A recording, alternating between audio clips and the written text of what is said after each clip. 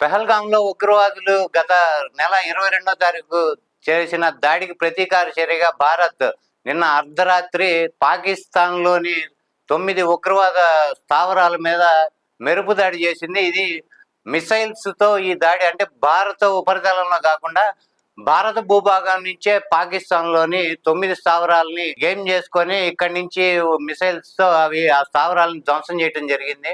దీనిలో పాకిస్తాన్లో మన పిఓకేలో ఉన్న కోట్లీ, ముజఫరాబాద్ ఈ రెండిటితో పాటు పంజాబ్లోని బిలావర్పూర్ అండ్ సియాల్కోట్ తదితర లాహోర్లోని ఒక ప్రదేశం, ఇటువంటి 9 స్థావరాల మీద దాడులు చేయడం జరిగింది. వాటిని పూర్తిగా ధ్వంసం చేయడం జరిగింది. ఈ రకంగా భారత్ ప్రతీకారం తీర్చుకుంది. ఈ సోషల్ మీడియాలో వీటిలో ప్రతీకారం తీర్చుకుంది హర్షాతిరేకాలు వ్యక్తం చేస్తున్నారు. అయితే భారత సైన్యం తన ఎక్స్ ఖాతాలో న్యాయం జరిగింది, జై హింద్ అని వాళ్ళ ఎక్స్ ఖాతాలో పోస్ట్ చేయడం అయితే జరిగింది. అయితే ఈ ఆపరేషన్కి ఆపరేషన్ సింధూర్ అని పేరు పెట్టడం జరిగింది. ఎందుకంటే అక్కడ ఉగ్రవాదులు పహల్గాం దాడి చేసినప్పుడు హిందువుల్ని టార్గెట్ చేసుకొని మగవారిని మాత్రమే చంపడం, ఆడవారు మమ్మల్ని కూడా చంపమని అడిగినా కానీ మీ కళ్ళ ముందే మీ భర్తల్ని చంపుతాం, పోయి మోడీకి చెప్పుకోండి అని అనటం జరిగింది. అలానే వాళ్ళు పురుషుల్ని చంపి భార్యల్ని వాళ్ళకి సింధూర్ అంటే బొట్టు పెట్టుకునే ఇది లేకుండా వాళ్ళ ఐదవతనాన్ని చెరిపేసినందుకు ఈ ఆపరేషన్కి ఆపరేషన్ సింధూర్ అని పేరు పెట్టి ఈ దాడులు చేయడం జరిగింది. అయితే ఈ 9 ప్లేసుల్లోనూ చేసిన దాడి విజువల్స్ కానీ అవి కానీ భారత సైన్యం అవి కూడా పోస్ట్ చేయడం జరిగింది. బిలావర్పూర్లో పూర్తిగా అయితే ఉగ్రవాద స్థావరాలు ధ్వంసం అయితే జరిగినాయి. మసూద్ అజర్ అండ్ హఫీజ్ సయీద్ వీళ్ళు ఇద్దరి స్థావరాలని భారత సైన్యం ఆ ఇద్దరి స్థావరాలని వాళ్ళు ఎయిమ్ చేసుకొని పూర్తిగా వాటిని ధ్వంసం చేయడం జరిగింది. ఆల్రెడీ నిన్న మనకి కేంద్ర ప్రభుత్వము అన్ని రాష్ట్రాలకి ఒక ఆర్డినెన్స్ జారీ చేయడం జరిగింది. ఇక్కడ అన్ని రాష్ట్రాల్లోనూ మాక్ డ్రిల్ చేయాలి అని అన్ని రాష్ట్ర ప్రభుత్వాలకి సూచించడం జరిగింది. దానిలో భాగంగానే ఈరోజు 4 గంటలకి, సాయంత్రం 4 నుంచి 4:30 గంటల వరకు అన్ని రాష్ట్రాలు మాక్ డ్రిల్ చేయటానికైతే సంసిద్ధంగా ఉన్నాయి. దీనిలో ముఖ్యంగా ప్రజల్ని ఎలా అప్రమత్తం చేయాలి, ఇన్ కేస్ యుద్ధం కనుక వస్తే వైమానిక దాడులు కానీ లేకపోతే ఇన్ పర్సన్ దాడులు ఎక్కడైనా జరిగితే వాటిని ధీటుగా ఎలా ఎదుర్కోవాలి, స్వీయ రక్షణ ఎలా చేసుకోవాలి, దాన్ని ధీటుగా ఎలా జవాబు చెప్పాలి అనేది దాని గురించి మాక్ డ్రిల్లో శిక్షణ ఇవ్వడం అయితే జరుగుతుంది. ఇట్లానే మనకి వైమానిక సైరన్లు, అంటే దగ్గరలో ఉన్న ఈ హాస్పిటల్స్ కానీ పోలీస్ స్టేషన్స్ కానీ మిగతా ఇతరత్ర ఎక్కడైతే దగ్గరలో సైరన్స్ ఉంటాయో ఆ సైరన్ మోగించడం జరుగుతుంది. దీనిలో భాగంగా ఈ సైరన్ మోగిన తర్వాత ప్రజలందరూ అండర్ గ్రౌండ్లో కానీ లేకపోతే వాళ్ళ ఇళ్లలో వాళ్ళు కిటికీలు కానీ తలుపులు అన్నీ మూసేసుకొని కర్టెన్లు అన్ని డోర్లు వేసేసుకొని ఒక సురక్షితంగా ఒకే గదిలో అందరూ ఫ్యామిలీ అందరూ వాళ్ళు జమ అయ్యి ఒకే చోట ఉండటం, అలానే వెలుతురు లేకుండా అన్ని లైట్లు మొత్తం కరెంటు కనుక మొత్తం బంద్ చేసేసి అట్లానే ఉండిపోవటం, ఇటువంటివి జరిగితే చిన్న లైట్ వెలుతురు కూడా వాళ్ళు ఏదైనా యుద్ధంలో క్షిపణులు కానీ వాళ్ళు ఏమైనా ప్రయోగిస్తే ఎఫెక్ట్ అయ్యే అవకాశం ఉంది. కాబట్టి మనం ఎంత జాగ్రత్తగా ఉంటే మనం శత్రువు దాడి నుంచి తప్పించుకునే అవకాశం అంతా ఉంటుంది. కానీ పాకిస్తాన్ ఇప్పుడు ఎదురు దాడి చేసే పరిస్థితుల్లో ఉందా అనేది ఒకసారి మనం ఆలోచిస్తే ఆల్రెడీ వాళ్ళు మేము మిసైల్స్ అవి మేము కూడా ధీటుగా సమానం చెబుతాం, భారత్ మీద ఎక్కుపెట్టి మిసైల్స్ రెడీ చేసి ఉంచామన్నారు. అట్లానే నిన్న జరిగిన ఈ దాడిలో భారత సైన్యం ఏదైతే ఉగ్రవాదుల స్థావరాలని ఏం చేసి 9 స్థావరాలను ధ్వంసం చేసిందో దీనిలో భాగంగా పాకిస్తాను అక్కడ విమానాశ్రయాలని మూసివేయడం జరిగింది.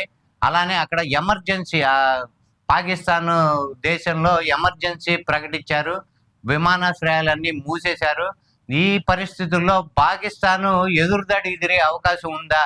ఇప్పటికే ఐక్యరాజ్య సమితిని వాళ్ళు సంప్రదించడం, యుద్ధం రాకుండా వాళ్ళు భారత్ని కోరమని వాళ్ళు దౌత్యానికి యుఎన్ఓని ఆశ్రయించడం జరిగింది. అలానే యుఎన్ఓ కూడా పాకిస్తాన్కి తిరిగి అక్షంతలు వేయడం జరిగింది. వాళ్ళకే చివాట్లు పెట్టి మీరు చేసిన దానికి కవింపు చర్యలకి, అలానే యుద్ధం వస్తుందా రాదో తెలియకుండానే మా దగ్గర మిసైల్స్ ఉన్నాయి, క్షిపణి దాడులు చేస్తామని వీళ్ళు రెచ్చగొట్టినట్టు మాట్లాడటం, ఈ సంఘటనల మీద యుఎన్ఓ కూడా వాళ్ళని హెచ్చరించడం, పాక్కే క్లాస్ బికి ఎదురు పంపించడం, భారత్తో వీలైనంత వరకు దౌత్యపరంగా ఈ యుద్ధం నివారించడానికి చర్యలు తీసుకునేట్టు సంప్రదింపులు చేసుకోమని వాళ్ళకి సలహా ఇచ్చి పంపించడం జరిగింది. ఈ నేపథ్యంలో ఇవాళ జరిగే మాక్ డ్రిల్ మనకి 1971లో జరిగింది. అది పాకిస్తాన్ మీదుగా ఇలానే యుద్ధానికి ముందు మాక్ డ్రిల్ నిర్వహించారు. మళ్ళీ ఇన్ని సంవత్సరాల తర్వాత, అంటే దాదాపు 50 సంవత్సరాల తర్వాత మళ్ళీ ఇప్పుడు ఈ మాక్ డ్రిల్ అనేది భారతదేశంలో నిర్వహిస్తున్నారు. అలా మన తెలుగు రాష్ట్రాల్లో ఇటు హైదరాబాద్, అటు వైజాగ్ ఈ 2 ప్లేసుల్లో కూడా జరుగుతుంది. మనకి ఇక్కడ తెలంగాణలో వచ్చి హైదరాబాద్లో సిటీలో ఒక 4 ప్లేసులు, గోల్కొండ కానీ, ఇటు సికింద్రాబాద్ ఇవి కానీ, అట్లా 4 ప్లేసుల్లో ఈ మాక్ డ్రిల్ అయితే నిర్వహించడం జరుగుతుంది. ప్రజలు అప్రమత్తంగా ఉండి ఇటువంటి ఏవైనా దాడులు కానీ, ఈ వైమానిక దాడులు కానీ, మిసైల్స్ ఏదైనా కానీ శత్రు దేశాలు ఏదైనా ప్రయోగిస్తే దానికి ధీటుగా ఎలా సురక్షితంగా ఉండాలి, ప్రాణాలను కాపాడుకోవడానికి కానీ, మనం మన చుట్టుపక్కల వాళ్ళని కాపాడుకోవటానికి ఏం చేయాలి అనేది ఈ మాక్ డ్రిల్ ద్వారా మనకి వాళ్ళు తర్ఫీదు ఇవ్వడానికి మాక్ డ్రిల్ నిర్వహించడం జరుగుతుంది. అయితే ఇప్పుడున్న పరిస్థితుల్లో పాకిస్తాన్ ఉగ్ర దాడిలో ఇప్పుడు కోల్పోయిన ఈ 9 స్థావరాలు, అజర్ మసూద్ కానీ లేకపోతే ఫయాజ్ సయీద్ కానీ, వీళ్ళు పరిస్థితి ఏంటనేది ఇంతవరకు తెలియరాలేదు. అయితే వాళ్ళు ఇంకా ఎక్కడన్నా దాక్కున్నారో అక్కడి నుంచి పారిపోయి ఆల్రెడీ భారత్ వాళ్ళ మీద దాడికి రెడీగా ఉందనే సమాచారం ఉంది. కాబట్టి వాళ్ళు ఎక్కడైనా అండర్ గ్రౌండ్కి పారిపోయే అవకాశం ఉంది. వాళ్ళు దొరికే అవకాశం ఉందా అనేది మనకి ఇంకా తెలియరాలేదు. అయితే భారత ఆర్మీ దేనికైనా రెడీగా ఉండి అన్ని ఎదుర్కోవడానికి రెడీగా ఉంది. పాకిస్తాన్ ఎటువంటి కవ్వింపు చర్యలు చేపట్టినా కానీ, వాళ్ళు యుద్ధానికి సంబంధించి వాళ్ళు ఏదైనా మిసైల్ లేకపోతే క్షిపణులు ఏదైనా ప్రయోగించే అవకాశం కానీ ఏది ఉన్నా కానీ దాన్ని తిప్పికొట్టడానికి, అంటే గగనతలంలోనే మిసైల్స్ ఏదైనా సరే అక్కడే ధ్వంసం చేసే టెక్నాలజీ మన దగ్గర, భారతదేశం దగ్గర ఉంది. కాబట్టి దాన్ని కూడా సమర్థవంతంగా ఎదుర్కొనే సామర్థ్యం భారతదేశానికి, మన ఆర్మీకి ఉంది. కాబట్టి ప్రజలు కానీ స్వీయ రక్షణ తీసుకోవటం, అలానే యుద్ధం వాతావరణం ఉన్నప్పుడు మన ప్రవర్తన కానీ, మన ఇది ఎలా ఉండాలి, యుద్ధాన్ని ఫేస్ చేసే పరిస్థితులను ఎలా ఎదుర్కోవాలి అనేది మాక్ డ్రిల్ ద్వారా మనకి చెప్పబోతున్నారు. కాబట్టి అందరూ సాయంకాలం 4 గంటల నుంచి 4:30 వరకు మనకి అగ్నిమాపక శాఖ డీజీ నాగిరెడ్డి గారి ఆధ్వర్యంలో ఈ మాక్ డ్రిల్ అయితే ఇక్కడ నిర్వహించడం జరుగుతుంది. కేంద్ర ప్రభుత్వం తీసుకున్న ఏ చర్యనైనా మనం సమర్థించి మనం కేంద్ర ప్రభుత్వానికి అండగా, వెన్నుదన్నుగా నిలవాల్సిన సమయం వచ్చింది. కాబట్టి అందరూ సంయమనంతో ప్రభుత్వం తీసుకునే ఏ చర్యకైనా మనం మద్దతు ప్రకటించి దాని తగ్గట్టు మనం కూడా వాళ్ళకి సపోర్టుగా ఉంటే బాగుంటుంది. జై హింద్.